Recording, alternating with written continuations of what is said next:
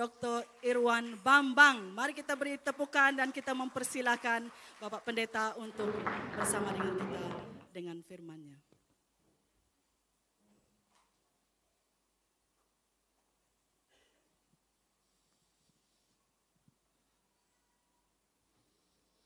Puji Tuhan.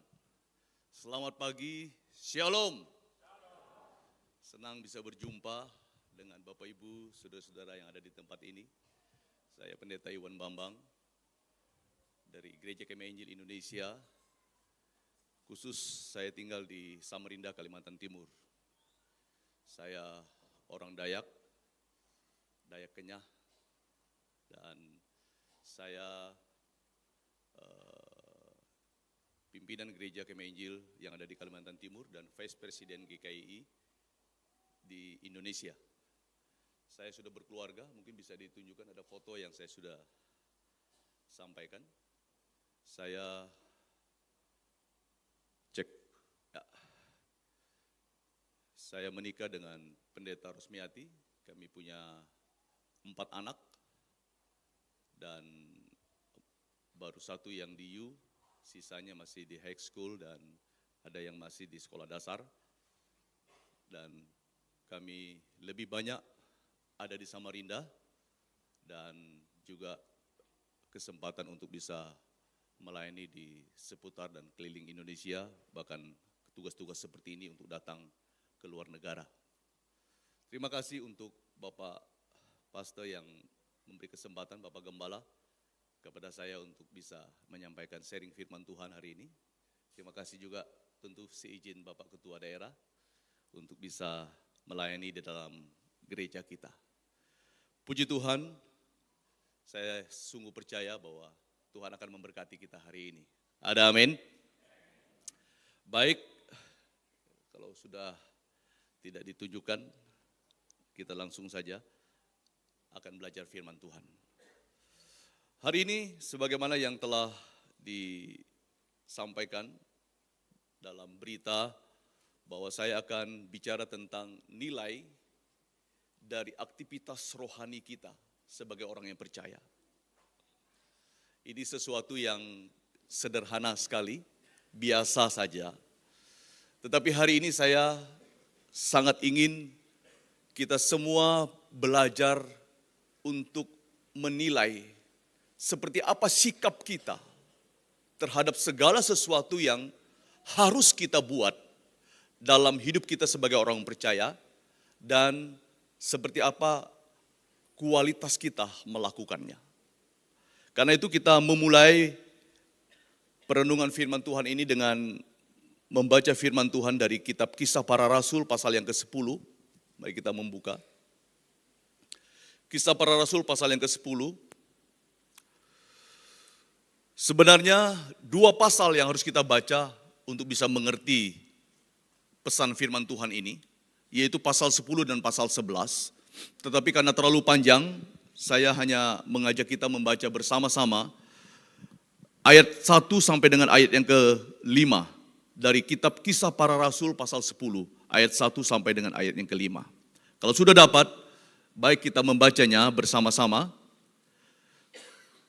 Kisah Para Rasul pasal 10 ayat 1 sampai 5, demikian firman Tuhan 2-3. Di Kaisaria ada seorang bernama Cornelius, seorang perwira pasukan yang disebut pasukan Italia. Ia saleh, ia serta seisi rumahnya takut akan Allah, dan ia memberi banyak sedekah kepada umat Yahudi dan senantiasa berdoa kepada Allah. Dalam suatu penglihatan, kira-kira jam 3 petang, jelas tampak kepadanya seorang malaikat Allah masuk ke rumahnya dan berkata kepadanya, Cornelius. Ia menatap malaikat itu dan dengan takut ia berkata, ada apa Tuhan? Jawab malaikat itu, semua doamu dan sedekahmu telah naik ke hadirat Allah dan Allah mengingat engkau. Dan sekarang suruhlah beberapa orang ke Yope untuk menjemput seorang yang bernama Simon dan yang disebut juga Petrus. Puji Tuhan.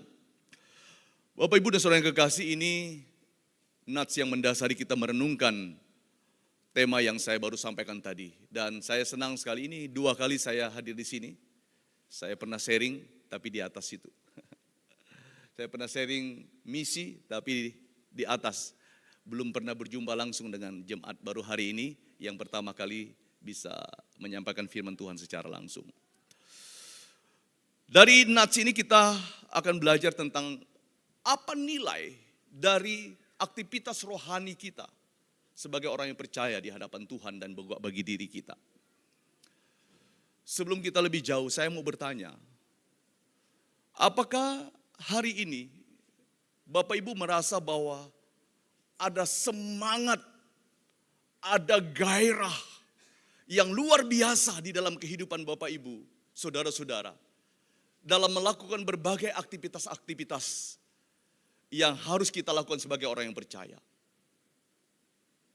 Dengan kata lain, apakah kita rasa semangat sekali mau beribadah kepada Tuhan? Baik memuji Tuhan, membaca firman Tuhan, berdoa kepada Tuhan. Apakah kita ada rasa semangat seperti hari ini ketika kita mengingat bahwa ini adalah Sunday, ya kan? Kita semua rasa semangat. Siapa yang hari ini begitu bangun tadi pagi rasanya, oh Sunday, welcome Sunday. Rasa sangat sukacita untuk datang ke gereja. Pasti ya, karena di sini rata-rata semangat ya, puji Tuhan. Tapi di tempat lain ada banyak orang yang sangat-sangat terbeban dan susah hati kalau bertemu dengan hari Minggu. Karena rasa susah sekali mau pergi gereja, ya kan? Tapi di gereja kita di sini tentunya tidak seperti itu. Tapi renungkan, apakah sungguh ada gairah yang luar biasa, semangat yang luar biasa yang Bapak Ibu saudara rasakan? Lalu apakah ada rasa semangat sekali untuk melayani Tuhan, melakukan sesuatu bagi Tuhan, mengerjakan sesuatu bagi Tuhan dan memberikan sesuatu bagi kepentingan pekerjaan Tuhan? Apakah ada rasa semangat itu dalam hidup Bapak Ibu untuk melakukannya? Atau apakah Bapak Ibu rasa semangat sekali dan rasa senang sekali untuk tetap hidup baik, hidup menyenangkan hati Tuhan, hidup menjadi berkat dan menjadi teladan bagi orang lain? Renungkan ini dalam hidup Bapak Ibu.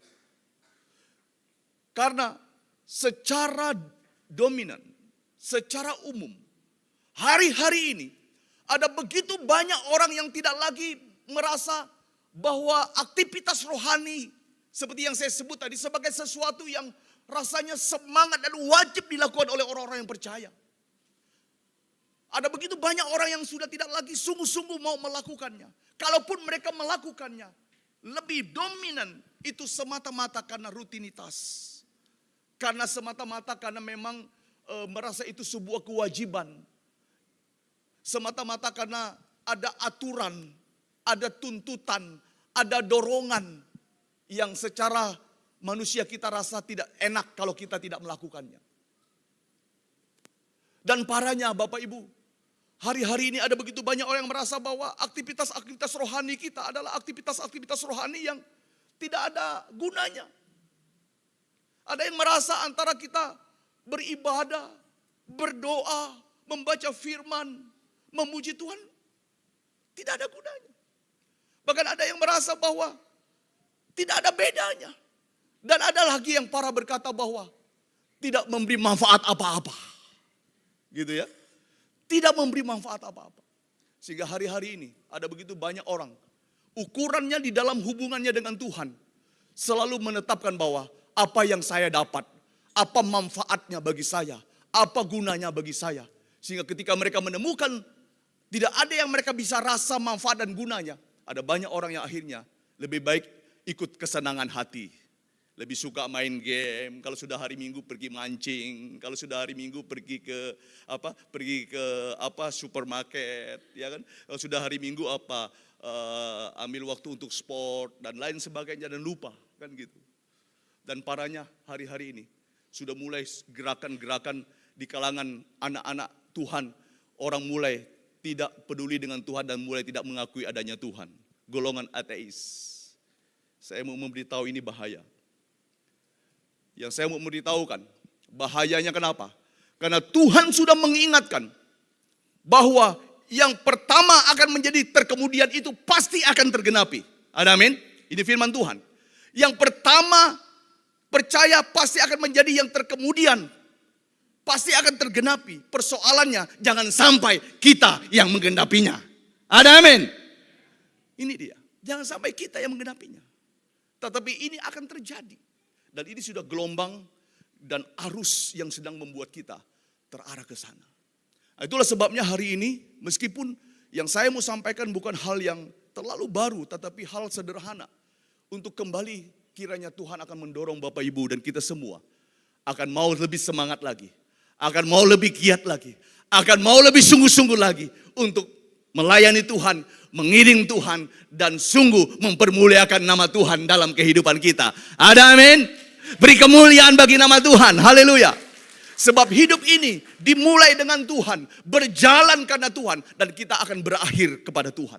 Saya ulangi, hidup ini dimulai, kita lahir ini karena Tuhan. Kita berjalan ini dengan kekuatan sekarang ini karena Tuhan. Dan nanti hidup kita pasti akan berakhir itu, akan kembali kepada Tuhan. Itulah sebabnya, jangan ada seorang pun yang lupa Tuhan dan tidak peduli dengan Tuhan di dalam kehidupannya. Dan segala sesuatu yang harus kita lakukan, mari kita lakukannya. Karena hal itu sangat bernilai. Apa buktinya? Ini yang kita baca dalam Nats tadi. Bapak Ibu, ini kisah tentang Petrus dan Cornelius ini adalah sebuah kisah yang Bapak Ibu sudah pasti mempelajarinya. Dikatakan oleh firman Tuhan bahwa Cornelius ini adalah orang yang sangat saleh. Kemudian ia suka memberi sedekah dalam ayat 2. Membantu umat Yahudi. Dan ia senantiasa berdoa. Luar biasa. Ini adalah seorang yang sangat-sangat hidup seperti orang Kristen yang sejati. Saleh dan seisi rumah tangganya takut akan Allah. Suka memberi sedekah atau artinya ini kita simpulkan suka melayani. Suka membantu orang. Kemudian dia suka berdoa kepada Allah. Bicara tentang ibadah. Yang sangat luar biasa. Dan Bapak Ibu lihat. Karena semua aktivitas itu. Dalam ayat 4 dikatakan bahwa karena itu Tuhan mengingat dia. Ini luar biasa. Karena itu Tuhan mengingat dia. Nah, itulah sebabnya mari kita belajar. Apa nilai dari aktivitas-aktivitas ini sehingga kita menjadi orang-orang Kristen, orang-orang percaya yang sungguh-sungguh semangat untuk melakukan segala aktivitas rohani kita di hadapan Tuhan. Yang pertama, bahwa aktivitas rohani kita itu sangat bernilai jika kita sudah diselamatkan. Ini dasar yang utama yang harus Bapak, Ibu, dan saudara-saudara pahami terlebih dahulu. Yaitu bahwa aktivitas rohani kita itu akan bernilai jika kita sudah diselamatkan. Bapak, Ibu, dan saudara yang kekasih, saya mau bertanya, mungkin sudah pernah belajar. Bapak, Ibu, apakah Bapak Ibu tahu bahwa Cornelius ini sudah orang Kristen atau belum? Dalam pembacaan ini. Dia orang Kristen atau belum? Yang bilang dia orang Kristen, angkat tangan. Yang tidak, angkat tangan. Sudahlah. Ya. Belum Bapak Ibu. Jadi, tapi seringkali saya dengar bahwa orang bilang bahwa dia ini sudah Kristen. Tapi kalau melihat dua pasal 10, pasal 11 itu belum.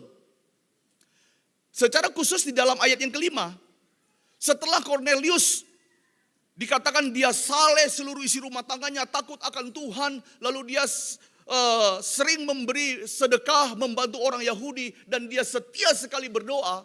Dalam ayat 5 dikatakan oleh firman Tuhan, bahwa Tuhan minta dia untuk pergi ke Yope. Nah, di sini masalahnya.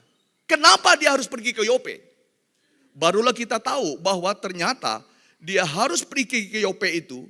Kalau Bapak Ibu membaca sampai akhir dari pasal 10 ini, dari ayat 33 seterusnya, itu dijelaskan bahwa akhirnya mereka berjumpa dengan Petrus dan bertemu dengan Petrus. Lalu Petrus menjelaskan tentang Yesus itu juru selamat. Dan barulah pada akhir pasal 10 ini, Cornelius itu dibaptis, terima Yesus. Dan waktu Petrus harus mempertanggungjawabkan perbuatannya kepada para ahli Yahudi, ahli hukum Taurat yang melarang orang-orang Yahudi bergaul dengan orang yang bukan Yahudi, bahkan melarang para rasul melayani orang yang bukan Yahudi. Di dalam pasal 11 secara khusus ayat yang ke-14, mari kita buka. Kisah Rasul pasal 11 ayat 14.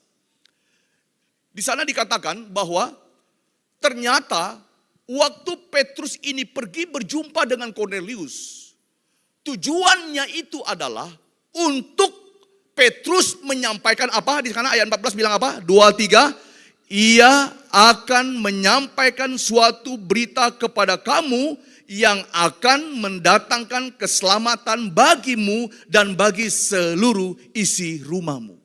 Itu, ya kan? Nah, di sini baru kita temukan bahwa ternyata memang bahwa Kornelius ini belum diselamatkan. Nah, Bapak Ibu dan Saudara yang kekasih, kembali kepada kebenaran kita bahwa nilai dari perbuatan yang kita lakukan harus dimulai dengan kita harus percaya dan sungguh-sungguh berada di dalam Tuhan dulu. Bapak Ibu, hari-hari ini ada begitu banyak orang yang percaya kepada Tuhan, yang sudah aktif dalam kegiatan-kegiatan. Tetapi permisi tanya, waktu kita bertanya, ada begitu banyak orang yang masih ragu, apakah dia sudah selamat atau tidak? Coba renungkan malam pada pagi hari ini. Kalau saya bertanya kepada Bapak Ibu dan saudara-saudara, apakah Bapak Ibu sudah selamat dan pasti masuk surga atau tidak? Apa jawabannya? Banyak yang bilang bahwa iya, tapi juga ada yang bilang ragu. Tapi yang bilang iya pun tidak mampu menjelaskan bahwa kenapa dia diizinkan masuk surga. Ini masalah dalam gereja kita kebanyakan. Itu sebabnya harus dibereskan. Nah, Bapak Ibu dan Saudara kekasih, tidak ada gunanya kita sibuk melayani, tidak ada gunanya kita mempunyai jam yang banyak untuk memuji Tuhan, tidak ada gunanya kita pergi mission trip, tidak ada gunanya kita ikut doa, tidak ada gunanya kita melakukan apapun kalau kita tidak berada di dalam Tuhan Yesus Kristus. Itu sebabnya harus dimulai dengan kita harus sungguh-sungguh bereskan kepastian keselamatan yang ada di dalam diri kita. Bereskan kepastian keselamatan. Jangan sampai nanti seperti yang di dalam Matius itu berkata bahwa Tuhan, bukankah kami berbuat demi namamu, bukankah kami mengadakan mujizat demi namamu, bukankah kami dan lain sebagainya. Tuhan bilang, aku gak kenal kamu. Sebab kita tidak pernah mempunyai hubungan yang jelas dengan Tuhan. Lalu kita merasa bahwa dengan aktivitas-aktivitas itu kita merasa sudah beres semuanya. Tidak. Ini hal yang harus sungguh-sungguh direnungkan dan diperiksa dalam diri kita secara jelas, Bapak Ibu. Ini harus jelas. Jangan sampai tidak jelas. Jangan sampai ada satu orang yang percaya, yang sudah ikut aktivitas-aktivitas gereja, tetapi dia sendiri, dia belum tahu kalau dia sudah selamat dan pasti masuk surga. Ya. Saya ini sangat yakin. Saya kenapa melayani Tuhan? Kenapa dulu saya aktif di gereja? Karena saya ini, kalau saya ini mati, saya pasti masuk surga. Sombong sekali. Terserah saya, ya kan? Emang kamu yang menyelamatkan saya. Cuma kan kadang-kadang kita ini yang suka-suka buat orang seakan-akan tidak masuk surga. Kenapa? Bahwa ada orang buat dosa sedikit, kita pikir dia sudah tidak masuk surga. Urusan masuk surga itu urusan kita dengan Tuhan. Kita tidak ada panitianya. Ya, ini persoalannya kadang-kadang kita mau jadi panitianya. Ya kan? Seakan-akan kita yang menentukan orang masuk surga. Urusan masuk surga itu tidak ada panitianya. Itu hanya hubungan langsung dengan Tuhan. Semua kita adalah anggota yang sedang mempersiapkan diri. Nah, Bapak Ibu kembali kepada hal ini. Bahwa kita harus sungguh-sungguh memastikan hal ini. Kenapa ada begitu banyak orang yang sia-sia hidupnya, sia-sia kegiatan kerohaniannya? Karena dia tidak sungguh-sungguh di dalam Tuhan. Dan kenapa ada begitu banyak orang yang akhirnya sampai kepada titik dia sudah banyak membantu, dia sudah banyak berbuat, dia sudah banyak memberikan banyak hal kepada pekerjaan Tuhan. Tapi pada akhirnya dia merasa bahwa dia merasa dingin, merasa kering dan merasa tidak ada gunanya. Kenapa? Karena dia belum sungguh-sungguh berada dalam persekutuan dengan Tuhan. Mari kita buka satu ayat yang pernah Bapak Ibu baca. Mazmur 34 ayat 8, coba buka. Coba buka untuk kita, Mazmur 34 ayat 8. Coba kalau bisa dibuka. Mazmur 34 ayat 8. Oke, kita baca sama-sama. 2, 3. Kecaplah dan lihatlah betapa baiknya Tuhan itu.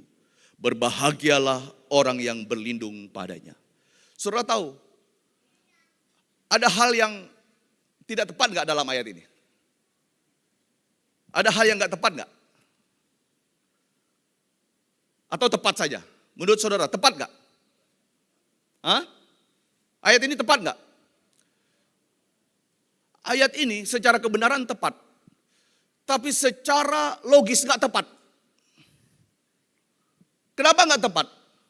Karena nggak mungkin kita kecap kalau kita belum lihat dulu.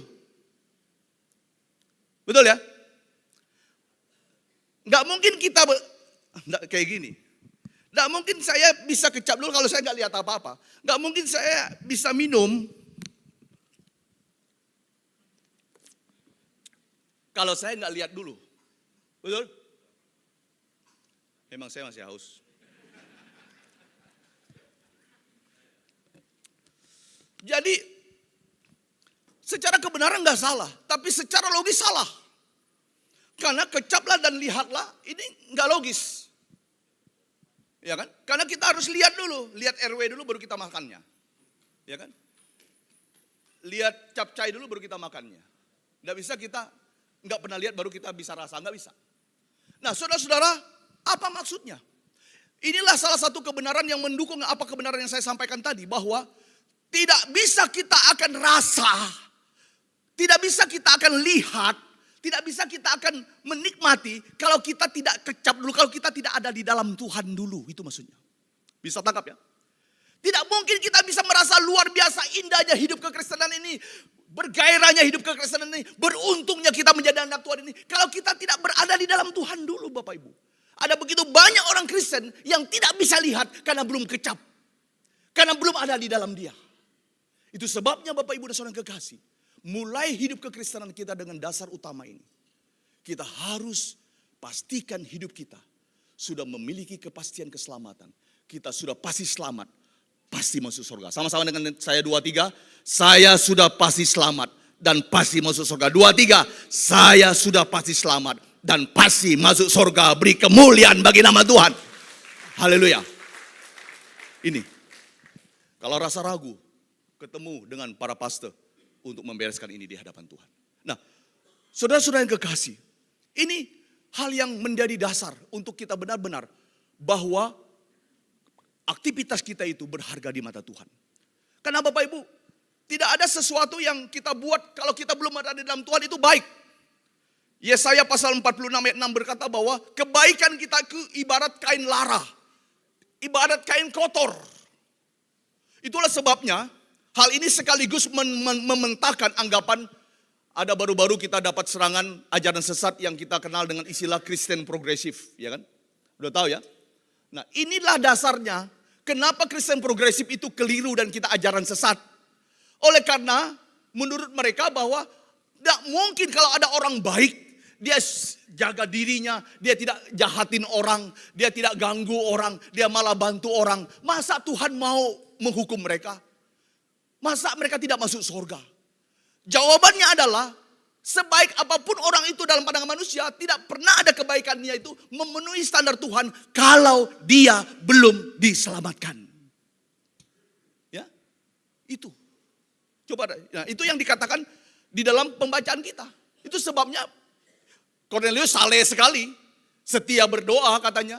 Dia juga banyak memberi sedekah, tapi dia harus membereskan terlebih dahulu. Dia harus ketemu dengan Petrus untuk membereskan ini. Kenapa?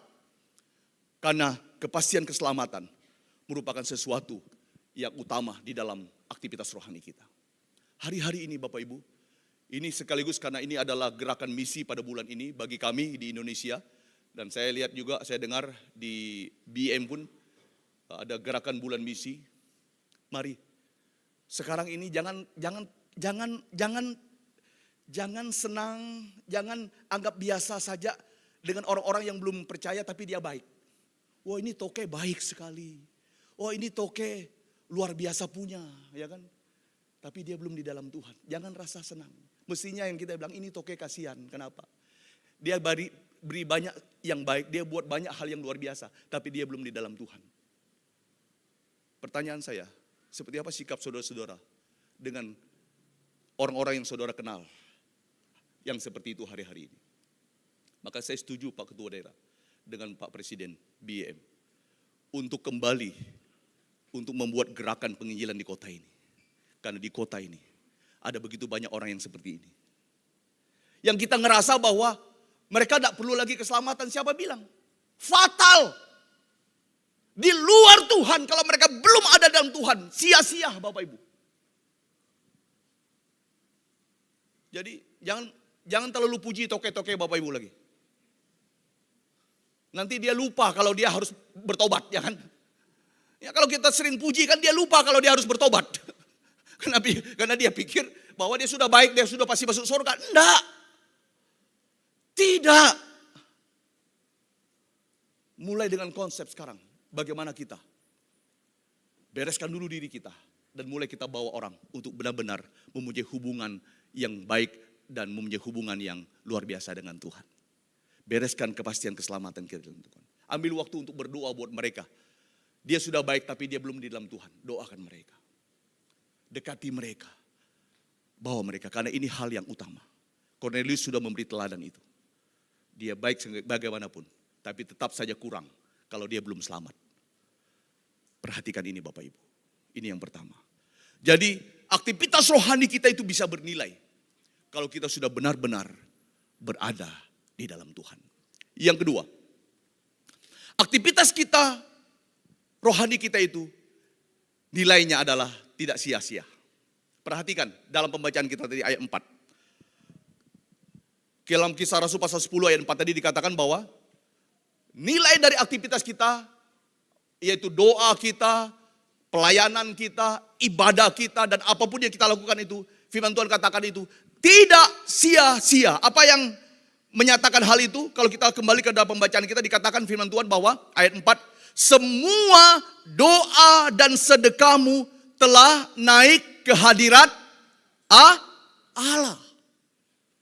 Bapak Ibu, ini menjelaskan bahwa apapun yang kita buat bagi Tuhan, apapun yang kita kerjakan bagi Tuhan, apapun yang kita berikan di dalam persekutuan kita dengan Tuhan, itu semuanya dilihat Tuhan, diingat Tuhan, dicatat Tuhan untuk kehidupanmu.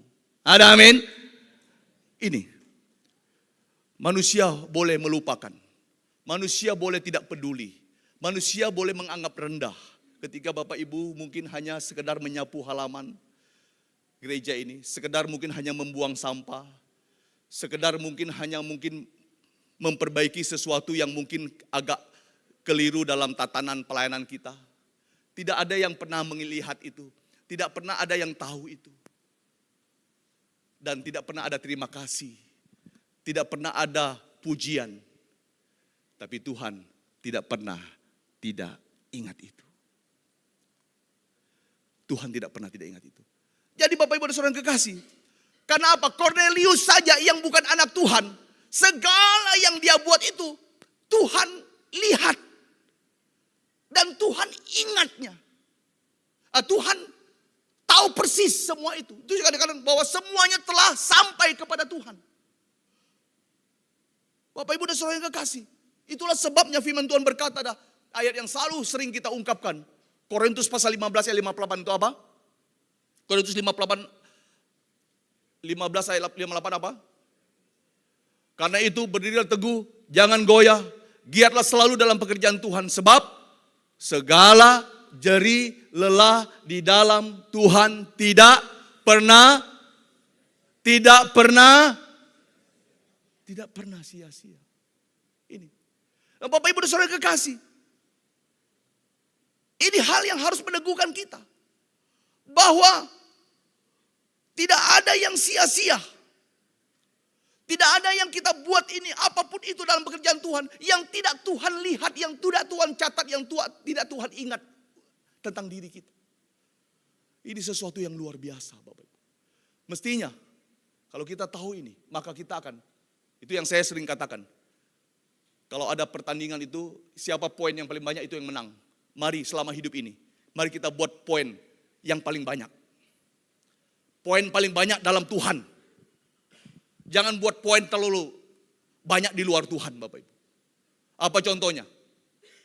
Dari apa yang Bapak Ibu punya. Berpikirlah untuk beri lebih banyak kepada Tuhan, bukan lebih banyak yang dibuat di luar Tuhan. Waktu saudara, gunakanlah waktu lebih banyak di dalam Tuhan, bukan di luar Tuhan. Karena Bapak Ibu, sebanyak apapun waktumu di luar sana, Tuhan gak pernah peduli itu. Seberapa banyak pun uang yang kau pakai untuk beli tas baru, baju baru, sepatu baru, Tuhan gak peduli itu. Yang Tuhan hanya ingat, berapa yang kau buat di dalam persekutuanmu dengan Tuhan. Ada amin? Sebab hanya jerih lelah yang di dalam Tuhan lah, yang tidak sia-sia. Yang di luar Tuhan pasti sia-sia, Bapak Ibu. Itulah sebabnya hari ini Tuhan menegaskan bagi kita, mari kita semangat sebab tidak ada yang sia-sia. Tidak ada yang percuma yang kita lakukan dalam persekutuan kita dengan Tuhan. Kalau ada orang yang mulai datang mengganggu saudara dan berkata, sama saja gak ada gunanya. Tuh lihat mereka tuh. Mereka tuh yang suka melayani lebih miskin dari saya ini yang tidak melayani. Ya kan? Tuh lihat yang suka pergi berdoa itu. Dia lebih bodoh daripada saya. Saya ini manajer. Ya kan? Dan lain sebagainya. Hari ini Tuhan mengingatkan. Dunia boleh katakan apa saja. Tapi sebagai orang yang percaya. Bahwa kita tetap harus semangat melakukan apapun yang harus kita lakukan. Sebab tidak ada yang sia-sia. Tidak ada yang percuma. Semuanya dilihat Tuhan. Diingat Tuhan. Dicatat Tuhan. Dan firman Tuhan berkata, nanti pada saatnya, jika kita tidak menjadi lemah, kita akan menerima mahkota daripada Tuhan. Di mana kita akan menikmati kebahagiaan yang luar biasa waktu kita berjumpa dengan Dia. Orang yang memberi banyak dan mengerjakan banyak, mahkota mereka akan lebih gilang gemilang. Yang sedikit dan yang biasa-biasa saja, tentulah di bawah mereka. Bapak Ibu, itu sebabnya kenapa saya senang sekali. Saya kalau di Indonesia itu mau ada gubernur kah, mau ada bupati kah, mau ada menteri kah, saya tidak pernah rasa sedikit pun kaku dan takut di depan mereka. Kenapa? Karena apa? Mungkin hari ini saya mungkin di bawah dorang. Dorang menteri, dorang gubernur, dorang bupati. Tapi dorang tunggu, ada saatnya nanti. Kalau kita di sorga, saya menteri, dia pembantu. Saya bilang, tunggu kamu. Kenapa? Saya melayani Tuhan, lebih banyak melayani Tuhan daripada dia. Ya. Nah saudara mau jadi apa? Ada yang mau jadi pembantu, malas-malas lah, ya kan? Tapi kalau mau jadi minimal menjadi datuk, mulai rajin-rajin lah, ya. Jadi apa? Jadi manajer dalam kerajaan sorga, rajin-rajin lah. Jangan ada yang bilang bahwa, wah masa ada begitu? Firman Tuhan yang bilang, di sana tuh ada mahkota. Yang membedakan mahkota yang kita terima itu apa yang kita buat selama kita di dunia ini. Ada amin? Jadi bukan saya takut-takuti saudara. Tuhan yang bilang. Bapak Ibu. Dan Tuhan bilang tidak ada yang sia-sia. Tidak ada yang sia-sia. Itu sebabnya hari ini siapa yang sudah mulai merasa mulai kurang-kurang melakukan tugasnya. Mulai setengah-setengah melakukan bagiannya. Mari semangat lagi. Amin. Mau semangat lagi, amin. Beri kemuliaan bagi nama Tuhan. Haleluya. Ya, semangat lagi kita. Jangan setengah-setengah. Ingat hari Minggu, wah semangat kita. Ingat ada rencana untuk melayani, wah semangat kita. Itu. Yang terakhir, yang ketiga. Apa nilai dari apa yang kita buat? Bahwa aktivitas kita itu membuat kita diberkati. Itu sudah jelas. Kembali ke dalam ayat 4 tadi. Firman Tuhan bilang setelah firman Tuhan berkata apa? Semua doamu, sedekahmu telah sampai kepada Tuhan. Lalu Tuhan bilang apa? Dan aku dan Allah apa? Dan Allah mengingat engkau. Kata Allah mengingat engkau, kalau Bapak Ibu selidiki dan pelajari, salah satu pengertiannya bahwa Tuhan memberkati. Tuhan memberkati.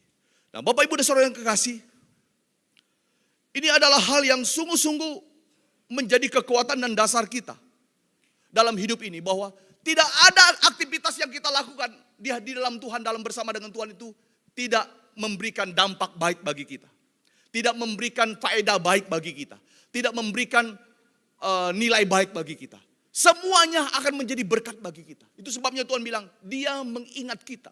Dia akan memberkati kita. Kenapa hari-hari ini ada begitu banyak orang yang biasa-biasa saja, yang kelihatannya sederhana saja menjadi anak Tuhan. Sebab dia juga biasa-biasa di dalam Tuhan. Setengah-setengah melakukan kegiatan bagi Tuhan. Periksalah, kalau memberi persembahan, berapa persembahan saudara? Ya kan? Kalau memberi waktu untuk Tuhan, berapa waktu yang saudara beri untuk Tuhan? Kalau beribadah, seperti apa ibadah saudara di hadapan Tuhan? Ada banyak orang yang hari-hari ini badannya saja datang ibadah, tapi otaknya tidak ibadah. Hatinya enggak ibadah. Benar. Badannya saya datang ibadah, otak dan hatinya enggak. Lalu pulang sebagai orang yang berharap bahwa mau diberkati. No. Tidak akan. Hanya mereka yang sungguh-sungguh melakukan itu dengan Tuhanlah akan Tuhan berkati. Kalau kita datang menyanyi sedikit sekali. Saya juga merasa tadi lebih banyak memang karena sudah dilihat mereka nyanyi sungguh-sungguh di sini. Tapi yang sering kali terjadi dalam gereja-gereja kita adalah orang yang duduk kadang-kadang jarang sekali memuji Tuhan dengan sungguh-sungguh daripada mereka yang ada di depan kita. Apa contohnya? Ku bersyukur Tuhan. Sambil lihat HP juga. Bagaimana Tuhan mau berkati? Pulang kau dari gereja ini, jangan berharap Tuhan memberkati. Ya. Waktu dengar firman Tuhan pun begitu.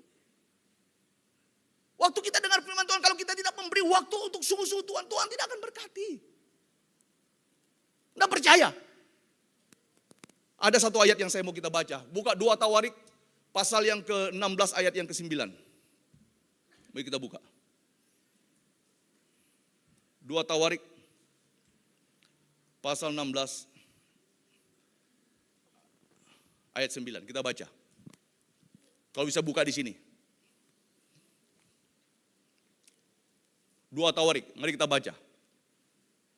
Kita baca 2, 3 dengan keras.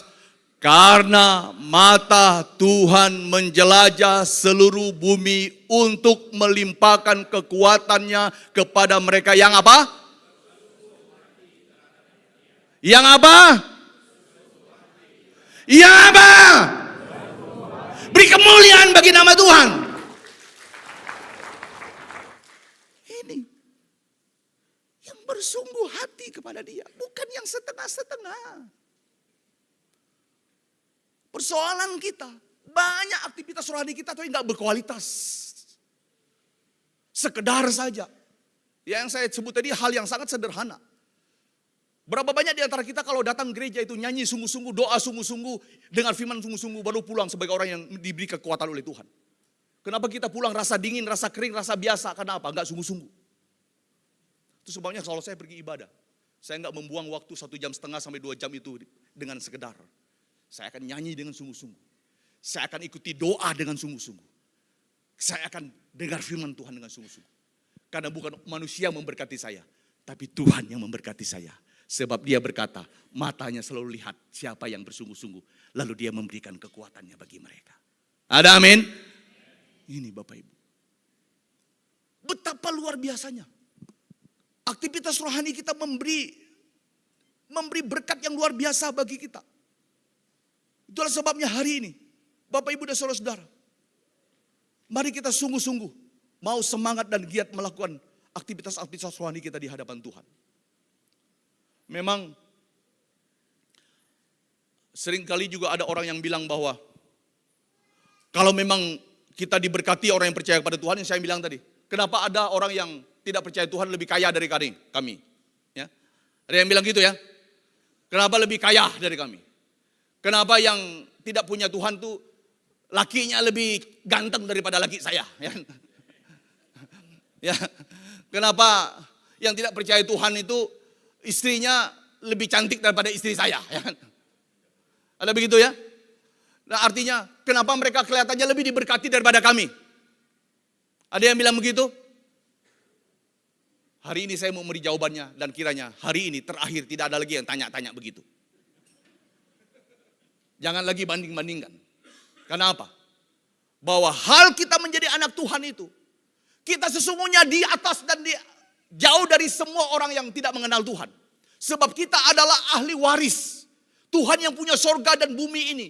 Tidak ada sesuatu yang Tuhan tidak bisa beri bagi kita. Dan Tuhan bilang bahwa apa yang dia punya itu kita punya. Hanya dalam dia memberikannya sesuai dengan apa kita dapat dipercaya atau tidak. Itu saja. Itu sebabnya dia care sekali sama kita. Dia tidak akan beri sembarangan. Sebab dia tidak pernah mau memberi sesuatu yang merusak kita.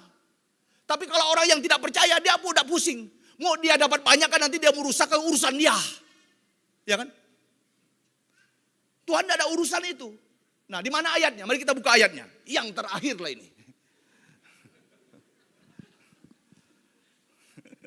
Matius 13. Kita buka. Buka Matius 13 ayat 24 sampai 30. Pak Gembala bilang jangan khotbah terlalu lama. Terima kasih, Pak. Saya juga nggak mau lama. Siapa sih yang mau lama? Matius 13 ayat 24 sampai 30. Kita baca sama-sama. Ini perumpamaan tentang gandum, ilalang antara gandum. Ini ibarat gandum itu adalah orang Kristen, ilalang itu adalah yang tidak Kristen. Itu sederhananya. Mari kita baca bersama-sama. 2, 3. Yesus membentangkan suatu perumpamaan lagi kepada mereka, katanya, hal kerajaan sorga itu seumpama orang yang menaburkan benih yang baik di ladangnya. Tetapi pada waktu semua orang tidur, datanglah musuhnya menaburkan benih lalang di antara gandum itu lalu pergi. Ketika gandum itu tumbuh dan mulai berbulir, nampak jugalah lalang itu. Maka datanglah hamba-hamba Tuhan. Lanjut. Ladang itu kepadanya dan berkata, Tuhan, bukankah benih baik yang Tuhan taburkan di ladang Tuhan? Dari manakah lalang itu? Jawab Tuhan itu, seorang musuh yang melakukannya. Lalu berkatalah hamba-hamba itu kepadanya, jadi maukah Tuhan supaya kami pergi mencabut lalang itu? Tetapi ia berkata, jangan, sebab mungkin gandum itu ikut tercabut pada waktu kamu mencabut lalang itu. Ayat 30. Biarkanlah keduanya tumbuh bersama-sama sampai waktu menuai. Pada waktu itu aku akan berkata kepada para penuai, kumpulkanlah dahulu lalang itu dan ikatlah berberkas-berkas untuk apa? Kemudian kumpulkanlah gandum itu ke dalam. Disitulah perbedaannya. Memang hari ini tidak akan ada perbedaannya. Orang Kristen itu kelihatan lebih hebat daripada orang yang percaya. Sebab apa? Karena ukuran di dunia ini yang bukan Tuhan pakai. Ini ibarat ilalang dan gandum, tahu gak? Saya ini orang Dayak. Saya pengalaman tanam padi. Di antara padi itu ada namanya ilalang. Kadang-kadang padi itu kurang subur daripada ilalang. Lalang itu lebih besar batang padinya daripada batangnya daripada ilalang. Tapi dia tidak menghasilkan apa-apa. Hijau lah dia, menjulang tinggi. Padi itu datang tapi dia membungkuk karena ada isinya. Itulah yang terjadi hari ini. Orang yang tidak kenal Tuhan dia kelihatannya menyolok. Kelihatan rimbun daunnya. Besar-besar, sehat-sehat batangnya dan ranting-rantingnya. Tapi nggak ada buahnya. Untuk apa? Ya kan? Tapi padi itu kelihatan disut karena ada padinya. Biarpun dia tertunduk. Di mana perbedaannya? Perbedaannya nanti pada waktu kita bertemu dengan Tuhan. Jelas sekali Tuhan bilang bahwa ilalang itu akan dibakar dan gandum itu akan masuk lumbung. Mau dibakarkah atau mau masuk lumbung? Mau dibakarkah mau masuk lumbung? Beri kemuliaan bagi nama Tuhan. Haleluya. Jadi berhenti lagi tanya-tanya dan banding-bandingkan ya. Mau suaminya lebih gagah kah? Istrinya lebih cantik kah? Mobilnya lebih mewah kah? Mau dia lebih sering berangkat ke luar negeri kah? Tenang saja. Yang penting saya masuk lumbung. Ya kan? Itu. Ini. Bapak Ibu. Ini yang benar-benar harus menjadi perhatian kita. Oleh karena itu, Janganlah kita jemu-jemu berbuat baik. Ada amin? Roma 12 ayat 11, biarlah roh kita menyala-nyala dan layanilah Tuhan. Inilah firman Tuhan untuk kita hari ini. Betapa bernilainya segala aktivitas rohani kita. Mari kita jangan bosan dan mari kita jangan kurang semangat. Mari kita tunduk kepala dan kita berdoa. Haleluya. Haleluya. Bapak Ibu Saudara-saudara, hari ini saya sangat ingin Bapak Ibu bisa memeriksa diri di hadapan Tuhan. Mungkin ada hari-hari ini yang sudah mulai pada titik di mana dia mulai mungkin rasa bosan.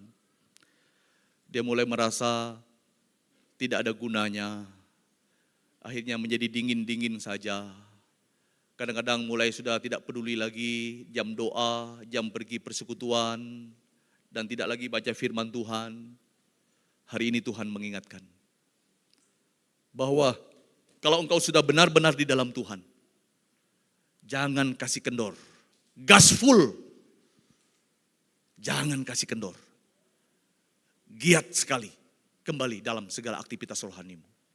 Sebab tidak ada yang sia-sia. Sebab tidak ada yang tidak diberkati oleh Tuhan. Baharulah hidupmu di hadapan Tuhan. Katakan pada Tuhan, Tuhan tolong saya. Saya mau kembali lebih semangat lagi dalam kesempatan yang akan datang. Kemudian kalau ada mereka yang hari ini belum rasa pasti dia sudah di dalam Tuhan. Mari baharulah hidupmu di hadapan Tuhan. Buka hati dan bereskan kepastian keselamatan. Engkau tidak akan pernah bisa lihat kalau engkau belum kecap. Engkau tidak akan bisa menemukan kalau engkau belum berada di dalam Dia. Bereskan kepastian keselamatanmu. Sehingga engkau benar-benar akan melihat dan menikmati betapa luar biasanya kita di dalam Tuhan.